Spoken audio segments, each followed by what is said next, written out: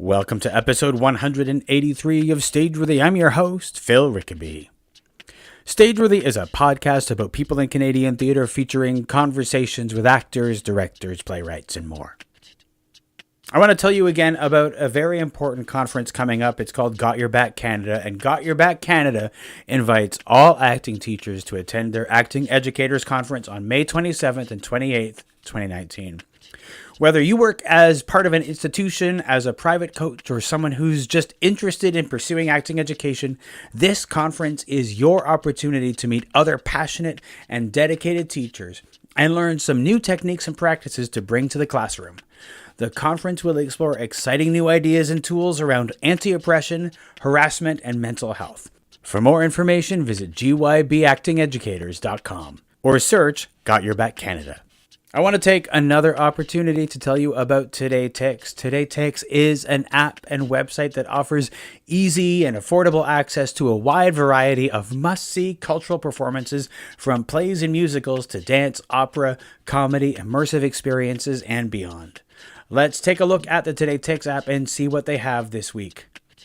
Right now, there's an awesome deal for the Stratford Festival's The Merry Wives of Windsor for the May 31st, 8 p.m. performance. They have tickets for just $17, and these are not back of the theater cheap seats. These are right down in front in the middle of the theater, great seats. You're not going to see these kinds of deals very often, so get on that and check out that show. There are also $20 rush tickets to I Swallowed a Moon Made of Iron at Canadian Stage, as well as tickets to Soul Pepper's The Brothers' Size and Factory Theatre's Beautiful Man. Today Takes makes buying tickets simple, and you can purchase tickets in less than 30 seconds. Get it on iOS and Android, or go to todaytakes.com. According to the Canadian Podcast Listener Survey, the most common way that people find out about new podcasts is from their friends and family. So, if you know someone that you think might enjoy Stageworthy, tell them about it. And if you tell somebody, let me know about it. You can find Stageworthy on Facebook, Twitter, and Instagram at StageworthyPod, and you can find the website at stageworthypodcast.com. And if you want to drop me a line, you can find me on Twitter and Instagram at Phil Rickaby, and my website is philrickaby.com. My guest this week is Kiran Friesen. Kiran appears in Cement Factory and NightShift Theatre's production of George F. Walker's Risk Everything, running from May 14th to 25th at the Red Sandcastle Theatre in Toronto.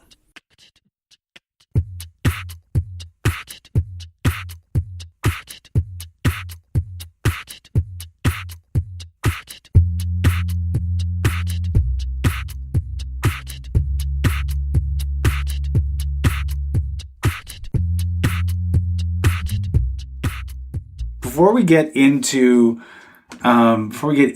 Risk Everything, I want to talk a little bit about your journey from Alberta to Toronto, okay, and creating your own show and things like that. I want to talk about all of that stuff. So, sure. You grew up in. Was it Fort McMurray or was it? Yeah. I grew up in Alberta because I was born in Australia, in Perth, and then when I was about 3.5, my parents, a series of events occurred, including my uncle had a devastating accident, and my parents didn't hear about it for 3 months. And so, I think they felt just incredibly isolated and realized that, being far away from family might affect me, and obviously it would have affected them a lot. And so my dad, who was an engineer, got a job at Syncrude. And part of the promise was that they would never have to live in Fort McMurray. And how did that work out? It worked out for about 6 years. And then? So we were in Fort McMurray for the first 6 months, 6 weeks or something like that. A little bit. I just remember we had a graveyard in our backyard. Oh, that's always fun. Yeah. And then we were in Edmonton for 6 years, and then my dad got transferred. A lot of the executives got transferred up to Fort McMurray. And so, I got pulled up there. And So I was there from 86 to 94. Then I went back to Edmonton for school and a little bit of work before coming to Toronto. What was your first exposure to theater? Oh, that's hard to say. I mean, the first thing I remember being super impacted by in the theater was Romeo and Juliet. That's such a like. Which was it? Where did you see it?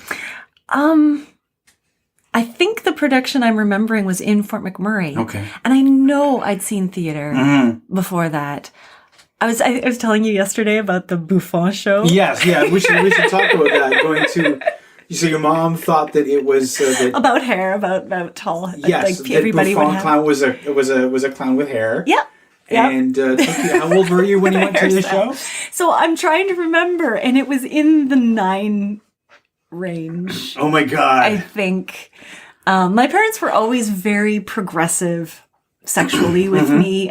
They were naked until I think I was like 4 or something. And apparently I walked up to Mom and pointed between her legs and went, Mommy. And I walked up to Dad and pointed between his legs and went, Daddy. And my parents were like, okay. Yep. Yep. Maybe it's time. And I was answering the door naked. Okay, and, yeah. You know. Yeah. And I was tall, right? So I'm like a tall 4-year-old. Yeah. But you end up in this at the Edmonton Fringe going to this. Yes. So it was called Journey into Ecstasy. Yep.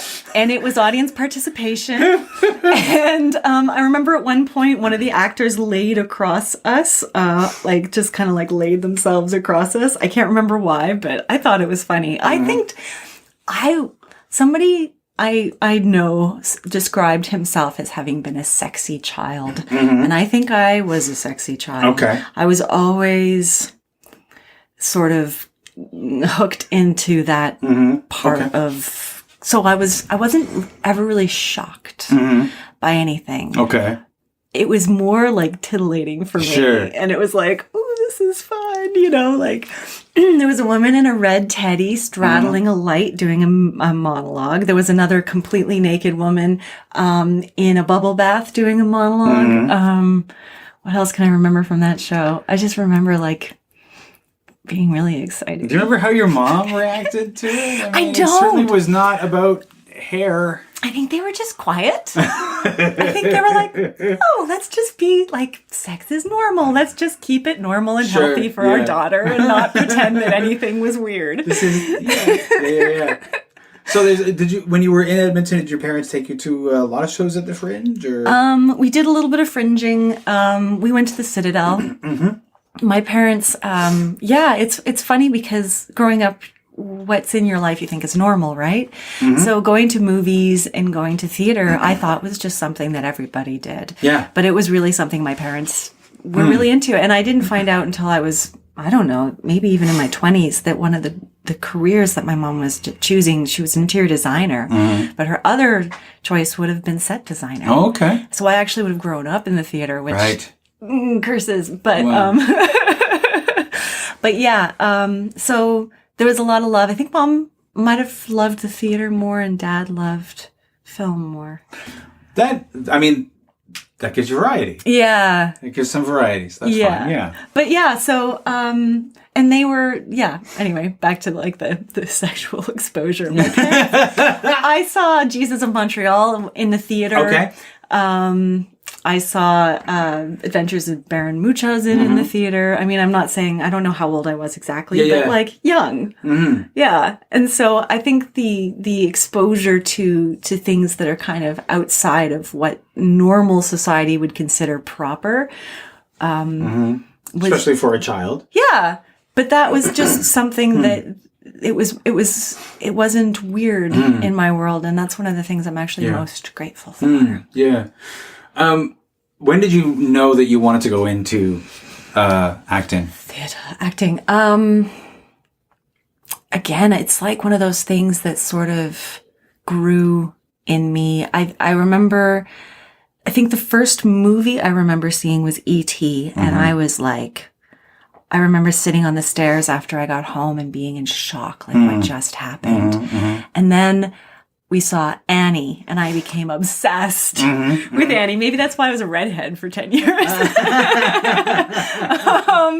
Yeah, and I sang all the time and romanticized, and every movie that I connected with, Splash, I fell in love with Splash and wanted to be a mermaid. And I think I got so deeply connected to the characters that it didn't even occur to me that this was a career that could be had. Okay. So I think when I wanted to act was around the time that it slowly started to occur to me that these were people pretending. It's not that I didn't know that, but I think I believed it so much. There was this disconnect between it being something that was actually possible and something that was so much in my fantasy world, you know. Maybe that's, I'm an only child, so fantasy was so much a part of my life. Yeah.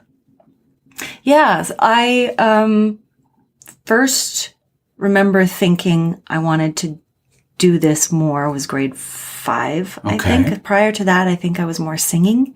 Okay. And in grade 5, we did Kinderellen in my school, which was a sort of a robot version of Cinderella.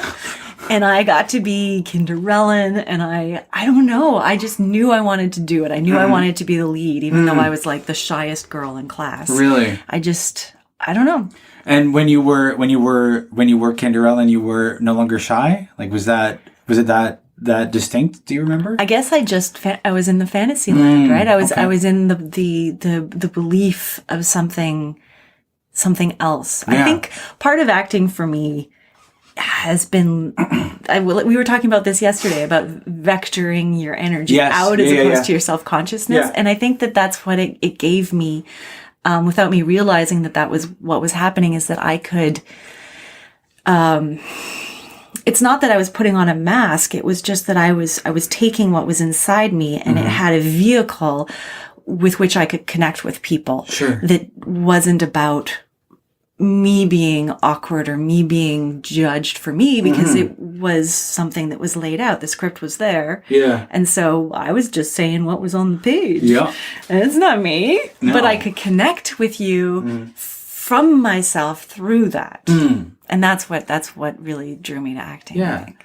At what point, I mean, because there's a lot of people who do plays when they're younger. They do plays in high school. At what point did you know that it was a thing that you wanted to do? Like professionally.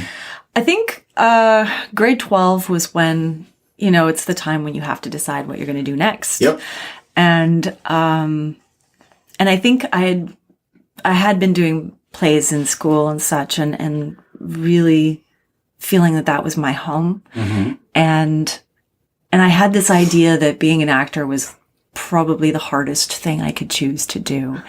And also being me, I tend to choose things that are the hardest possible thing. I'd also been I had studied opera for quite a while. Okay. And the natural choice would have probably been to go audition for Juilliard for the opera school. Sure. And have a career. But no, I wanted to do the more difficult thing and be an actor. And I remember, it's really weird. I was angry. I was angry all grade 12 because I knew I was choosing something that was going to be difficult. Really? Yeah, it made me angry. Yeah. But you did it anyway. But I did it anyway. Okay. And I got through the anger, but I think I just needed to be oh, why is this the thing? But it was. Did because it happened to me, and it's happened to a few people that they sit down with a guidance counselor at high school, and the guidance counselor is like, all right, so we have to choose a university for you. What is it that you want to do? And they say, I want to be an actor. And the guidance counselor gets very quiet and thin-lipped and is like, I don't know what to do with that. May I advise? May I advise not? But a lot of times it's because I don't know how to advise you. I'm ready to talk about this university, that university, getting your BA in English, getting this, doing this. But this acting thing, I'm not ready for. Did anybody ever try to talk you out of it? No. No. Nobody tried to talk me out of it, although I got a very strong sense that it wasn't what my parents would have chosen. Okay. They didn't say that, but even up to, and I feel kind of bad saying this, but even up till about age 35, anytime I turned to my mom and I said, "Mom, this is hard. Yeah. Maybe I'm not an actor. Like maybe this isn't what I'm meant to do." And immediately my mom would go, "Okay, great. If you want to go back to university, we'll pay for it. Don't worry about that." And I'd be like, "But you're supposed to tell me that I'm good at this and I should do it." Did you have a sense that there was something that they wanted you to do, that they thought you should do? Or they just thought that this would be too hard? I think it was abstract, in a way. And that's sort of back to the guidance counselor thing. There are two sort of ways of thinking about a career path. One is that it's almost like continuing the matriculation, right into your life until you retire and then but the other one is this sort of amorphous cloud of possibility. Yeah. And my thinking as an actor, I wanted to be Meryl Streep. I wanted to go to Yale. Sure, yeah, I wanted to do that. And I thought, if I do that, then I'll come out and obviously I'm going to have the career I want. But, life happens differently than the ways that we imagine it. And so, my mom said to me one time, that she thought that I would either be a writer or a scientist. And it's funny, actually, in this moment is the first time it's occurred to me that in a way I am both those things, because I'm writing. Yeah. I've been focusing on writing actually more than acting in the last few years of my life. And I've recently realized that a lot of the way I think and exist in the world it's not scientists exactly. It's more of a philosopher. I'm kind of like an anthropologist, philosopher of the zeitgeist. Right. It seems to be what occupies my mind most of the time. Interesting. And the roles I'm playing and whatever I'm doing in the moment. But I like to connect dots. And that is kind of what scientists do, but they do it in sort of like a systematic way. Yeah. So what brought you from Alberta to Toronto? I'm really good at the segues. My teacher. When I was in grade 12, I took private classes with a movement expert on the side. And I think a lot of sort of the deep understanding of my body in the work came from that time. And we did some incredible work. And at one point she believed in me. I think a lot of that anger actually got exercised through working with her. Okay. And so I went to Edmonton, spent a year at the U of A because I was going to audition for the U of A program. I got on the wait list, but didn't get in, but I did get into Grant MacEwan. So, and then after first year in Grant MacEwan, I auditioned for the U of A again, got in, but I decided I didn't want to do that much more theater school. So I finished my last year, my second year of Grant MacEwan, and then spent a year working, doing plays, making money, being an adultish. And then thinking about where I wanted to go. And in my mind, I wanted to go to New York. Okay. But I was also thinking, Toronto is kind of a step towards New York. And right before I started theater school, this teacher, her name was Audrey Jolly, she invited me to come to take this workshop in Toronto with a New York teacher. And it was 2 days. I think it might have been 3, but by the end of it, I felt like an actor. So it's weird. I went to theater school feeling like a professional actor and then wasn't treated like one in theater school, which was very odd for me. But, so I guess I'd been sort of initiated into Toronto on that weekend. So in my mind, Toronto was kind of a step towards New York. Sure. Potentially. Yeah. So I had spent my year after graduating, and then Audrey called me up and said, "I've just moved into a house with an artist. We have a spare room. I think it's time that you come to Toronto, Kiran. You have 1 day to decide and 3 months to get here. 2 months to get here. 1 month. Nope, 2 days to decide, 1 month to get here." Whoa. Wow. Yes. And so I called everybody up and said, "I'm going to be gone in a month." And that's what got me to Toronto. Wow. And I got here with like knowing one person. Who did you know? Audrey. Audrey? Yeah. Actually, that's not true. I had a friend from theater school who was here. I think. Did you know Richard Bone yet? Yes, but he moved here just a little bit after I did. Because he was originally from here, so it was like, I think, I know that he was living out there, but like, he'd gone to theater school here. And so he moved here just a little after I did. Mm-hmm. So when I moved here, I didn't know he was moving here. Oh, okay. So I could say yes, but like when I came here, that wasn't something I was aware of. No. I really just kind of showed up. Yeah. Oh my God. And so it was sort of trial by fire, and I asked around who's the best teacher, and I audited this class for a long time, then studied. It was Rothenberg. Mm-hmm. Everybody was like, oh, anybody who's anybody studies with Rothenberg. Mm-hmm. So I audited his class for like 4 months, and then took his class for like another 8 months, and thus began my time here. Yeah. Oh, and I did this great show in rap with these fabulous fellow actors. Don't blow smoke up my butt.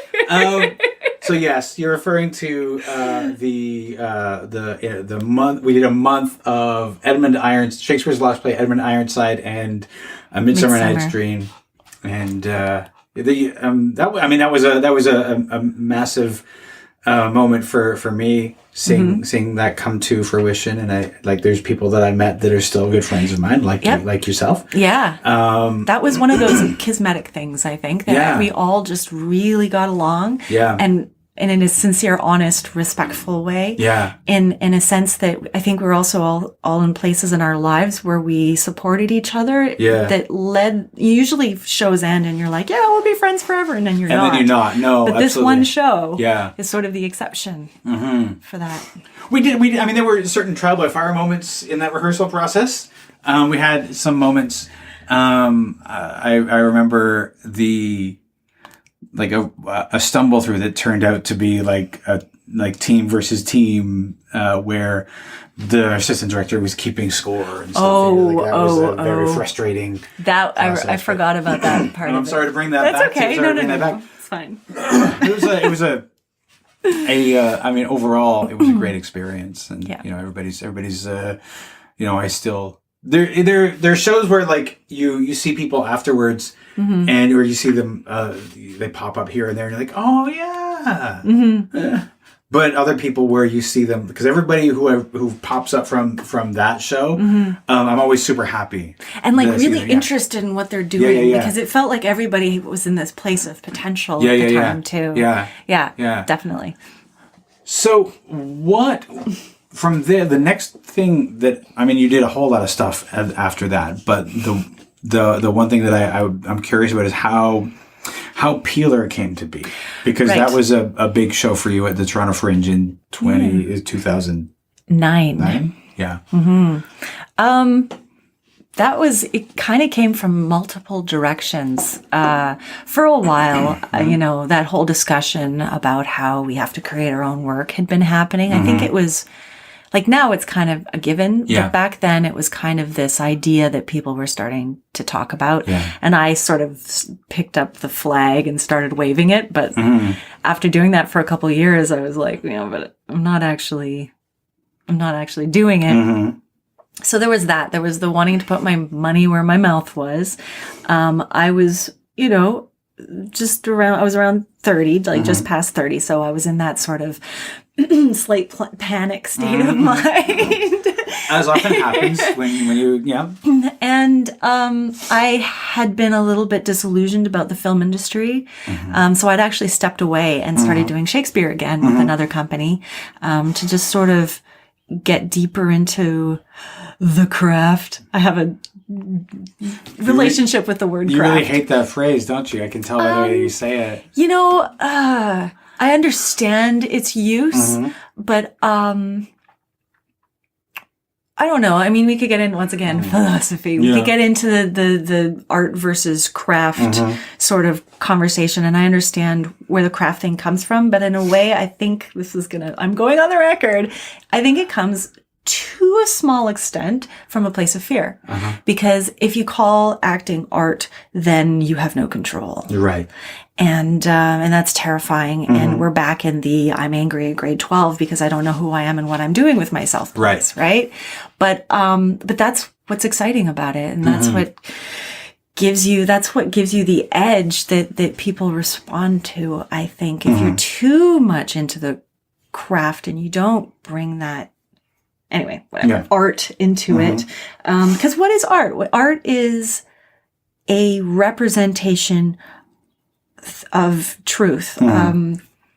Picasso said art is a lie that tells us the truth, I think. And so that's acting is that too. I would say by Picasso, who, we could get into another discussion about the merit of awful men and art, but but by his definition, acting is definitely art.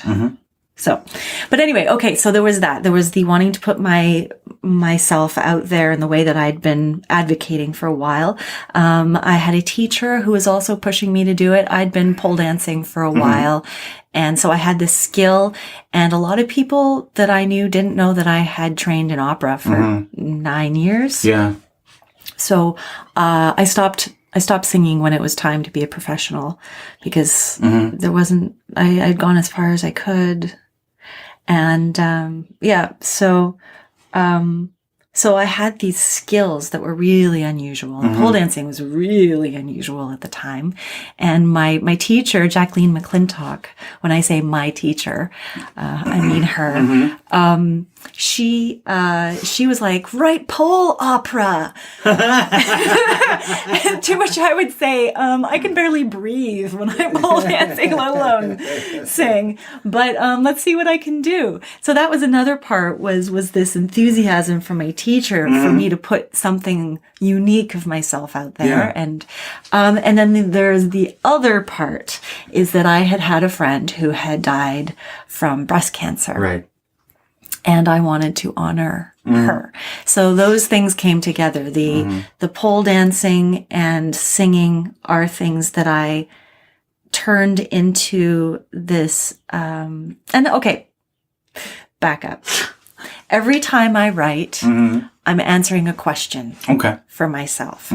And so the question, I entered into the Fringe having no idea, like, I'm going to write something if I get in. And then I got in and I was like, oh, now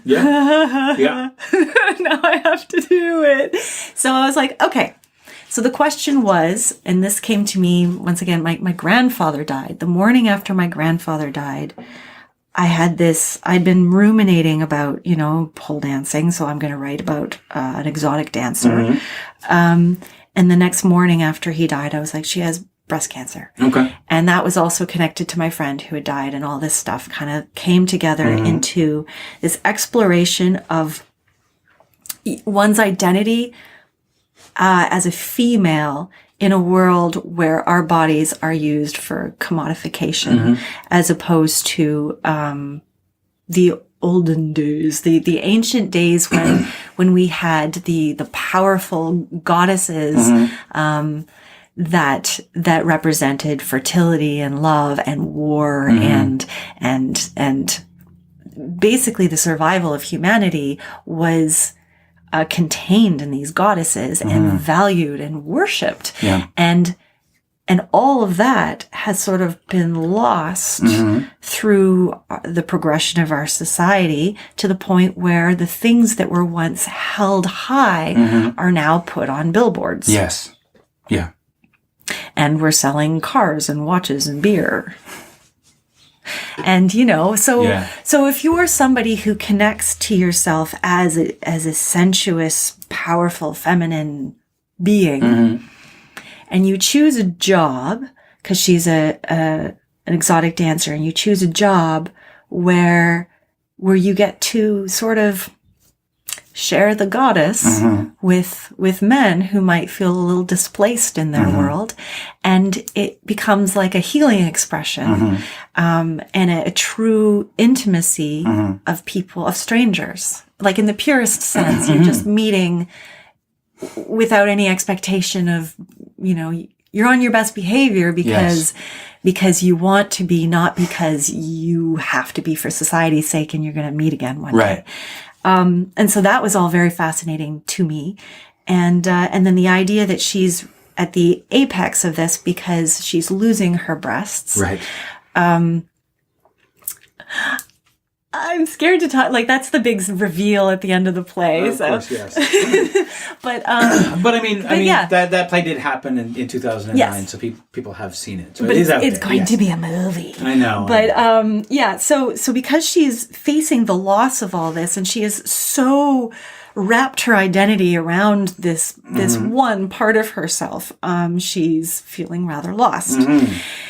And so anyway, that was the question that I was answering through this whole thing, and people responded to it. And one of the two things that I loved the most that came out of that play, well, from people, were exotic dancers coming up to me and saying, "You honored us," and men coming up to me and saying, "I feel so connected to this story," because as I'm writing the movie, I feel pressure with this whole Me Too thing and all this stuff to make it about rah woman. But in a way, it is actually the anti-rah woman. It's rah humanity and connection and where we meet. And my thesis is that one of the reasons why we've been lacking that connection is because femininity hasn't had its place. But that doesn't mean that men are bad. It means that I think there were some very bad men way back a long time ago who decided that in order to have power, they had to put women down. Yeah. And we're all just kind of living as a result of that. Right. I don't necessarily think that, it's not your fault that happened. You're just in the world. Yes. And, so, yeah. But the show at Fringe was, it was a pretty big hit. From what I could tell. Thank you. People really responded to it, and it looked like it did pretty well. It did well in the sense that the response I got was overwhelming. Yeah.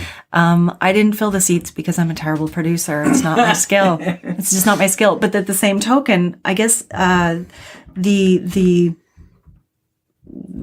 gauge of success came in when years later I would see people and say, "I heard about that show. I wish I saw it." Yes, yeah. And people who saw it say, "I still think about your show." Yeah.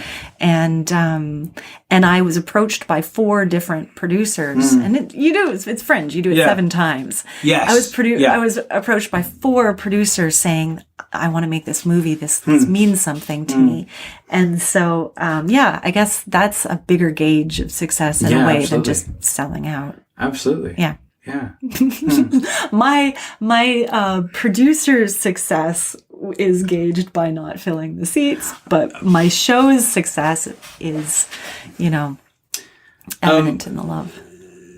I guess the when you take on a show that you're going to, of your own work, when you take on your own work and you want to produce that, one of the difficult things to do is to figure out the producing thing. Yeah. And we're generally, I think a lot of actors are not great at talking about their own work or promoting themselves. Clearly. There's a few people who are super good at it. Yeah. But I don't think that's the natural thing. Everybody that whenever I encounter people, we're like, "So tell me about what you're working on. Like, tell me about the show that you're writing." They're immediately, their eyes go to the ground and they start to shift back and forth and they hate talking about it. It's like, wow. We really have a problem doing this. So, especially Canadians, maybe? Maybe. Yeah. Maybe. But to then have to take a show and suddenly become a producer and try to talk about it is a difficult thing. I feel like this. I can talk about it one-on-one. I can look into somebody's eyes and say, this is what it meant to me. Yeah. And then infuse that person with my passion. But producing is a little bit more about creating the buzz. Yes. And that is not my... It's a difficult thing to do. That's it is hard. Yeah. And there are people who are really good at it. Yep. And the people who are really good at it, they get hired by other people to do that because they're really good at it. And the rest of us struggle. Or they have big careers. Yes, they do. They can also do that. And sometimes both. Yep. But you mentioned taking not really doing much acting for the last little while because you've been concentrating on writing. Yeah. So what brought you back to acting for Risk Everything? Okay. I think it's partly the waves of what you need, what your soul needs. And last summer I was invited to do a play, and I had started, I think I'd already paid for a place. Like I went off to do a writing retreat, a self-imposed thing. And so I said no to the play. And there was part of me that always felt like I'm an actor first and foremost. And what am I doing? And I did kind of promise myself the next thing I was offered, I'd say yes to, which of course I would have turned around and said no if I wasn't interested in the show. Right. So I like taking on things that challenge me. And Risk Everything is not the type of character that has been normal for me. I'm a lot more natural at playing like a queen or somebody who's more elevated, and this character is she comes from a very challenging upbringing. And there are ways in which I connect to her relationship to the world that I think it's timely for me to explore. And I think, like talking about, the women coming up to me after Peeler and saying, you honored us. I think that people, and I think this is part of George F. Walker's mandate, is to honor people who are a little bit unseen. And I'm excited to sort of take that on and hopefully do it justice. Yeah. And so it's exciting.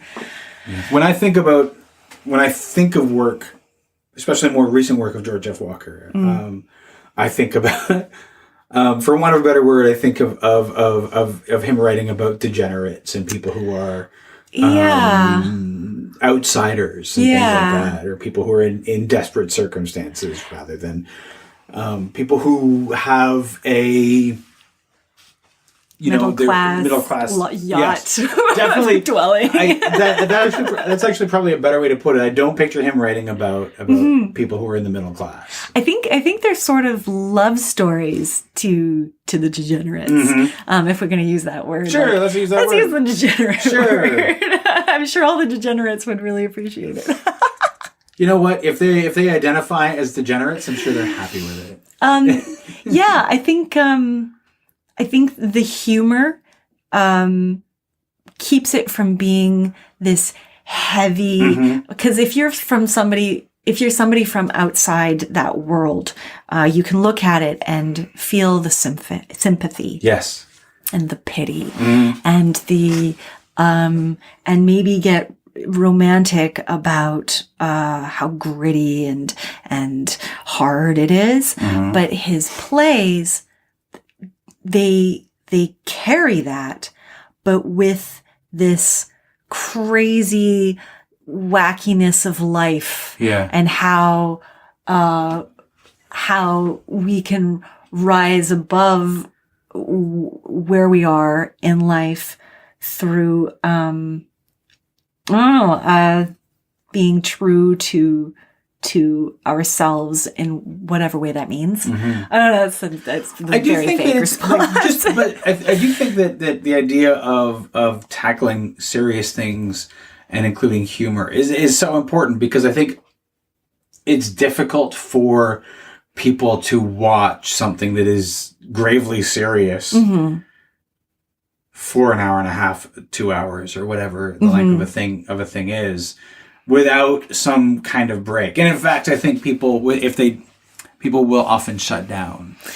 Yeah, it's funny because when you're saying that, I think of the 90s when there were all these kind of art films about slightly downtrodden, like Mike Lee's improvised films that were wonderful, but like, would I want to watch naked tonight? Like sit down with a maybe not. And so I think maybe it's partly making it more accessible to a certain extent too, so that the people can laugh without feeling like they're looking down upon these people. Yeah. Which is maybe that's why it's the love song that I think so, Yeah. Yeah. And how did you get involved with this show?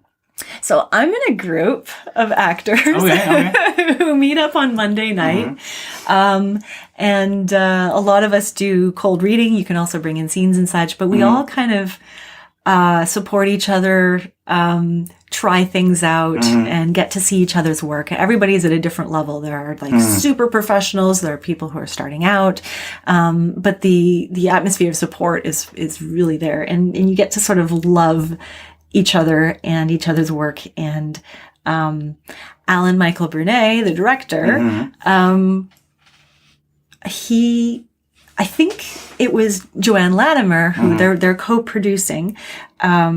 She had loved Risk Everything for a long time. She's directed George F. Walker in the past, and in this case, I think she was just really drawn to this play. Yeah. So she talked to him. They're both Monday nighters, and then they started discussing the cast, and I think it's very natural to dip into the pool of these people that you've been, of course it is, sharing your time with on Monday night.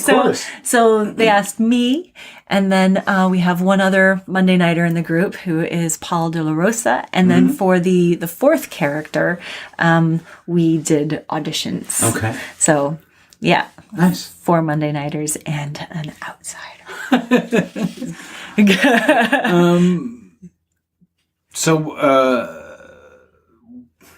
I don't know where I'm going. Anyway, you were asking how it like all got started. It sounds like you're trying to like understand the sort of roots of this play. Well, I mean, you're not the person that initiated this project, so it's hard to say.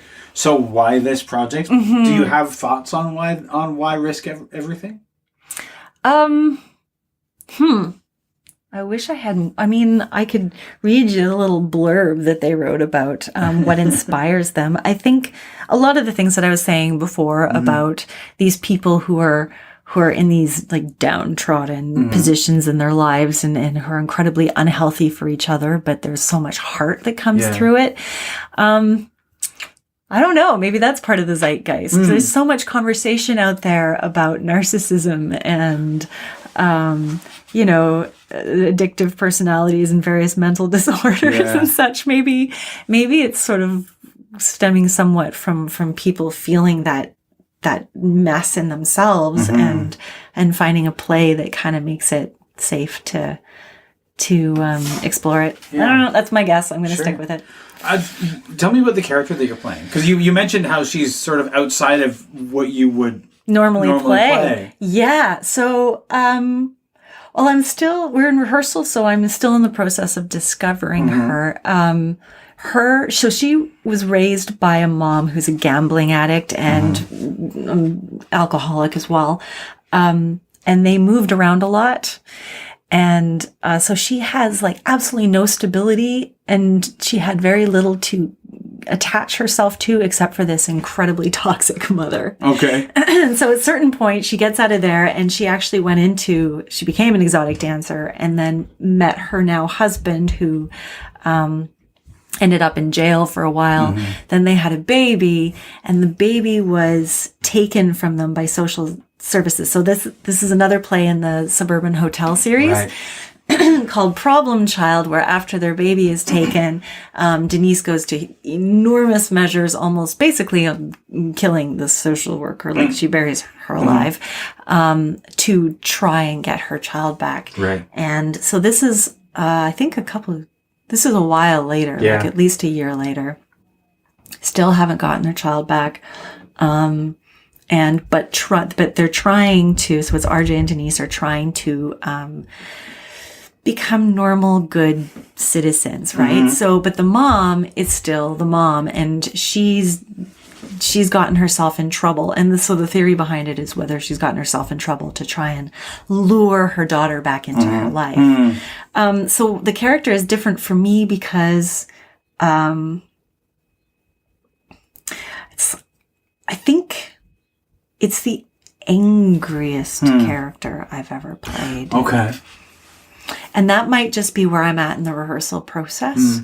And I am trying to honor that thing about like the comedy and the lightness that can come through having a challenging life. Yeah. So yeah, and it's in the 90s when everybody was angry. So it feels natural to just be mad. Yeah. But I think it's the I came from a pretty sheltered childhood. I did, and so trying to entering into the realm and the headspace of someone who didn't really feel safe ever is really interesting for me. And it is different. I think I've played people who are manipulative and people who are in difficult situations, but not so much somebody who has been through that much lack in so many places. I guess. I don't know. Yeah, it's. Maybe I'll have to get back to you on that. It feels like, I don't know, maybe as I'm working on it as well, I'm realizing, obviously I'm getting closer and closer and closer to Denise. And so I feel less and less and less like it's different for me. Did it seem really foreign when you started rehearsing? Did it seem... A bit, because I think I was insecure about the upbringing part, right? Yeah. That, can I make this work? Can I take this on? Do I deserve to take this on with having such a, my father was an executive for Syncrude, right? We went to Paris in the Christmas summer holidays and such like that. Like, not to say that I didn't have things in my childhood, because I really, really did, but different things. Yeah. And so, I think I was intimidated. And would I be able to understand it enough to make it, to honor it the way I want to make it real? So I don't know. You'll have to tell me when you come see it. I will let you know. And it's running from May 14th to 25th at the Red Sandcastle Theatre. It is. Which is always a really, have you performed at the Red Sandcastle before? No. Nope, I haven't. I've seen lots of things there. I've auditioned for something just because the space was rented out. But no, I've never actually performed there. For me, the first time I performed there was always a shock how intimate it is. How close the audience is. It becomes like suddenly you're like, oh, hello. But that's my favorite. I know, it's great. But a lot of people can be taken like... It can throw them off at first. Actors or audience? Actors. Okay. Not me. Sometimes audiences are also like, whoa, I'm really close. Like, they'll sit in the front row, and then when the actors come out, suddenly they start being like, should I be here? But see, I love that. Into it. Yeah. Actually, one of my favorite things is making audiences uncomfortable. I absolutely love making audiences uncomfortable. And one of my favorite things about acting is intimacy. And so my favorite acting is actually in theater in a very small space, right? Where I don't have to project, because I feel, for me, just me, as soon as I project, I'm no longer being real. Like, I'm being honest, but I'm not being real. Sure. And I like to feel like I'm just doing it and talking to a person. Sure. As opposed to letting everybody in the room see me talking to the person, through an honest filter, but whatever, non-filter. So that's one of the reasons why I love film, is because you can just talk to the person. Yes. But in theater, you get that immediacy. So it's almost, intimate theater is almost the best of both worlds in a way. Yeah. Yeah, I do. Kiran, thank you so much. It's been a lot of fun. Oh, my pleasure. Thanks, Phil.